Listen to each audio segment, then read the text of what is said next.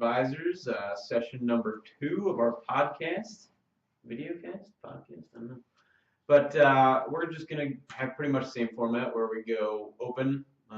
We have some general topics we'd like to discuss, and I guess we might as well just kick it off with Steve, Mike, John, and Marcus, just a reminder. So what are the top 2 to 3 foods you would recommend to people? And I was thinking of Steve when I thought of this question. I was like, he's going to love this one. And then we have a sub-question, but I'll let you start off. Well, I thought of 2 for this question. Like, if I only had 2 foods to eat, it would be some sort of wild-caught fish and broccoli. Oh. So those will cover all your needs and provide a ton of health benefits. Dude, what about your favorite grocery store pickup? That's what I was I would have assumed coconut oil. Yeah. Thought that's where you're going with that. That would be a third, but I'm talking 2 staples. I feel like every other day Steve's like, let me tell you about coconut oil. I would cook both of them in coconut oil. Yeah. So since it's 2 to 3, coconut oil would be the third. All right. I'll buy that. Yeah. Well, yeah, that's my choice. That'll cover everything. Broccoli's got everything in it. Yeah. Yeah? What's your And it's favorite? delicious. Probably What's your super favorite harvested. coconut oil?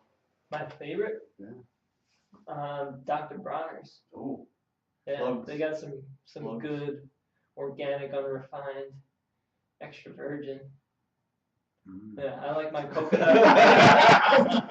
I like my coconut oil like high school nerds. We should Extra virgin. I was gonna say we should do an outtake, so awkward moments about that. Yeah. So you totally stole my thunder, but yeah, wild caught salmon was one of mine, and then I was gonna say I think it's kind of a tie between spinach and kale. I feel like I go back and forth between like what's the best, but I mean I guess if I had to pick it would be kale, but it's pretty much even. Because kale's more trendy. Yeah. Spinach is more classic, though. Yeah, that is a good way to put it. Yeah, but when you say that, are you going into your sub point about healthy food, or do you really love I do spinach love. and kale? And They're that pretty is, I mean, it's saying what is the top foods you would recommend to people. So as far as like taste and like, if I were to say the healthiest foods I could think of, it would be spinach or kale probably, and probably some wild caught salmon or something like that. After that, maybe some, it could be Brussels sprouts, blueberries, other berries, that sort of thing. I think would be like at the top of my list as far as like the healthiest foods you could eat. But now, why a wild caught salmon versus like wild caught squirrels? Touche. I mean, the short answer is I would say, like omega-3s, and then the theory. We don't naturally make omega-3s. Mm. We got to get that fish oil, the DHA, EPA. But squirrels eat a lot of nuts. But you also eat nuts. That's another option. Just throwing that out there instead of skewering squirrels. Oh, no, what about... No, we should go over like why a deer. wild caught as opposed to farm Yeah, raised. like that to me is the key of it all, right? Yeah. Well, you could say that about any kind of meat, though. Yeah, well, yeah, especially with fish though, because all farm raised salmon, they're in like these cages, pretty much eating each other's feces, And they get like Sounds yummy. Yeah. throwing all these Yeah. antibiotics Yeah. and all that. so you're not what you eat, you're what you ate. You're what you eat. So all the antibiotics and the hormones, it gets into us as well. Yeah. They're fed Oh, to the animals. Similar idea to mercury. If all these fish are eating all the other the fish, accumulation of mercury. you accumulate mercury Yeah. or antibiotics. That's why I eat sardines, because Mm. they're smaller fish. Better than tuna, you're saying? Because the mercury, it accumulates as you go up the food chain. So the larger fish have a lot more mercury accumulated. So here's my question. I get the sardines thing and I buy into it and I wish I loved sardines, but I don't. It's a little too, I like them. I don't love them. And they're a little overly fishy smelling to me. Oh, Like, it's they got the smell. right. Well, And it's if a you dump the little bit- brine out, I mean, I guess so. Maybe I should try that. But I mean, I think, you could also do, it's a toss up between that and tuna, which you can have, I guess, so many times per week, it's supposedly, but I guess sardines is really the way to go as far as like actual total health. I kind of eat them every day. Me too. They're Less delicious. mercury, You turned me on to that. More iodine. Right. It's packed. Yeah, the iodines That helps with thyroid health. Mm. T3. It's key. I told you I had a sardine binge last night. Like 11:30, I was starving, getting over this cold, and I was just like, wow. You needed it. We should have a sardine eating contest. Oof. That would be interesting. That would be awful and That would be amazing all at the same time. I don't know how I feel about that. It's better than sardine snorting contest. Yes, very true. So, John, And then my last one. one. It's sort of like a side one. It's more of my favorite snack is that I've gotten into lately is celery with almond butter. It's just That's two. yeah, it's a combination though. It's the combination that makes it beautiful. Celery's fine. Almond butter by itself is actually okay too, but I just really like a combination. Very good.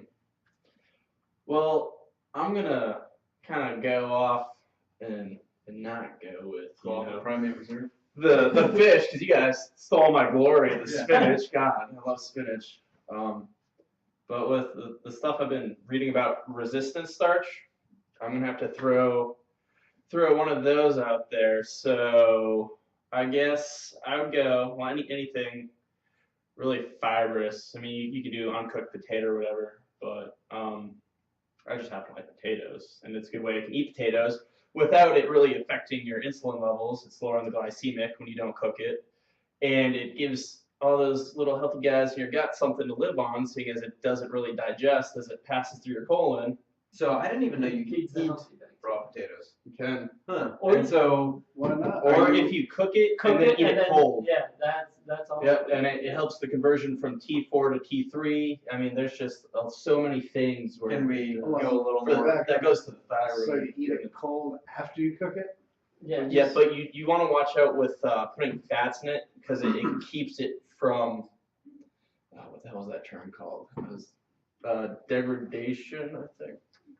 Not sure. All right, hold on, give me 1 second. I'm gonna look this shit up. Wait, before you do that, just a quick question though. Yes. As No. far as that whole eating raw potatoes thing, I mean, are you talking about both white and sweet potatoes? White. But yeah, sweet potatoes as well would be. Okay, and so how are you eating this? You just chopping it into pieces, or using an apple? Just go old school. You are hardcore. I am impressed right now. Dude, it's food, like, it's information. I mean, as how well do you as think just, our like, ancestors, fuel. like, if they came across it, Yeah. they weren't gonna be like, oh, dude, hold on, Frank, let me get the stove going. To We're gonna be bake this fair. potato. There is some evidence that a lot of the older ancestors did have heated meals. Right, but you have to also think back before what they do before fire was. Right. Yeah, they're just Before digging along fire. one day and they're like, oh shit, what is this? Nom. Oh, that's not bad. But I mean, it doesn't have to be a potato. This will help me survive. Right? Oh, I had this. Hold on, let me bring up the link. All right. I was reading this earlier. In the meantime, I guess we can just go to Mark's and we'll go back to you. Is it okay? Yeah, Come that's back. fine. That's fine. For me, sashimi comes to mind right when I see this Oh. question. Raw fish, baby. I dig it. I can. Everyone had fish as an answer. I mean, there you go. Um, Tells you something. Probably for me also would be spices, raw spices. I think all my time working and living in India, that I didn't come up with crazy diseases and I never had any shots for immunization. So it's because I ate hardcore chilies and spices all the time. Turmeric. And turmeric, yeah, it Capsaicin. like keeps inflammation down. So I love spices. Give me anything with spice. Raw fish, chocolate, cacao, All right. and I'll snort a sardine or two if you give me a chance. Let's do it. Bumping lines and sardines. Yeah, baby. That would potentially be like the most fascinating YouTube video of all time. It's like the cinnamon challenge, but maybe next level. Yeah. Yeah. Don't tell me. Yeah. One All right, so potato it's a retrogradation, and pretty much what that is after you cook it, you know, as you cook and the various methods of what you cook determines where it would fall in the glycemic index anyways. But as it cools off, it goes through its retrogradation. And let me see 1 second, I just had it. All right, And well, it's pretty much how like the molecules, they molecule? I'm trying to read and talk. Damn it, Marcus, I don't like this game anymore. I'm out. Hey, you figured It's that. all right. So I'm going to read what it says.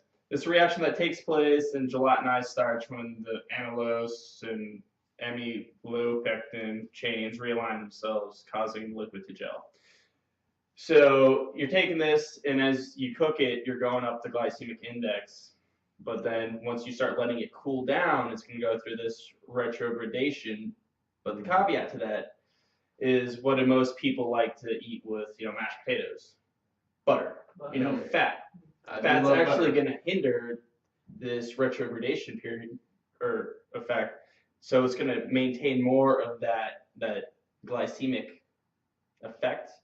You're not going to quite get the bang for your buck that you would. So yeah, you could eat it raw, you could cook it, let it cool. But I mean, potatoes are so damn good with butter. Right. Yeah, that's the problem right there. And then you guys took all the fish. Yeah. And so, seeing as I'm already going on a gut health, why not kimchi Oh yeah. Ooh, okay. or sauerkraut? It's a good option. Yeah, getting all Maurice Pujanowski on Oh, yeah. sauerkraut. Dude's a monster. Huh. Is that good enough for you guys? Oh yeah. And No just requirements here. potato fact, Trajan, my boy, burned himself this past weekend on a space heater. And we didn't have aloe, so I'm Googling all the stuff to do about it. And a potato raw, you slice it, and the natural juice and enzyme that comes off of it, it's actually one of the better things you can put on a burn to stop blisters and other things, There you go. There's a life hack. along with egg whites. All right. So, And I don't know if anybody else has one, but as far as a relatively unknown healthy food or an unknown health benefit food, this is, I don't mean this literally, but I put bacon in the sense that, not that it's necessarily a health food or anything, but more in the sense that, there's all this research coming out that's saying that saturated fats aren't actually what's causing all these heart problems and all that, which I think is just Inflammation, not fat. right. And it's one of those things that is just a very, very common misconception because it was perpetuated for so many years about, you don't want these saturated fats, they're going to kill you, they're going to give you a heart attack. So now they're realizing, oh, wait a minute, no, we were completely wrong. And I knew it was the inflammation. And now that I'm back in school in my nutrition class, like I can already tell I'm gonna rage so hard. Our book's like this thick. It's over 1,000 pages, and I was flipping through it. I was like, this is all bullshit. Like, and people still buy this. No one has like the common sense to do even an ounce of research for themselves. Right. Like, oh, the government says so, so it must be good. Yeah, and I wonder who finances those books. Right. Yeah. The food pyramid. Yeah. But no, bacon, especially if you get like the good stuff. oh yeah. Oh man, it just melts. You're The just like, nitrate-free oh, yeah. bacon. And the what do you call it? The farm share stuff. It's always the best. Always the best. Yeah, we're looking at that option right now. Like paying for a pig each month and then We we did it. slaughter it. Oh wow. Yeah. Yeah, That'd be cool. We My did dad got it for me. a farm share one time in Vermont, and I mean it was tough to use all of the vegetables because it's You just get like so tons much. and tons. You absolutely have to cook every night. It's sort of thing, and like it's like random, like weird root vegetables that I'd never even seen before, which was cool. And I'm glad I got to experience. But I mean, I would definitely do it again. It's a very good way to get introduced to new foods and things like that. And good quality. yeah. True. Because you're not getting any factory farm pigs,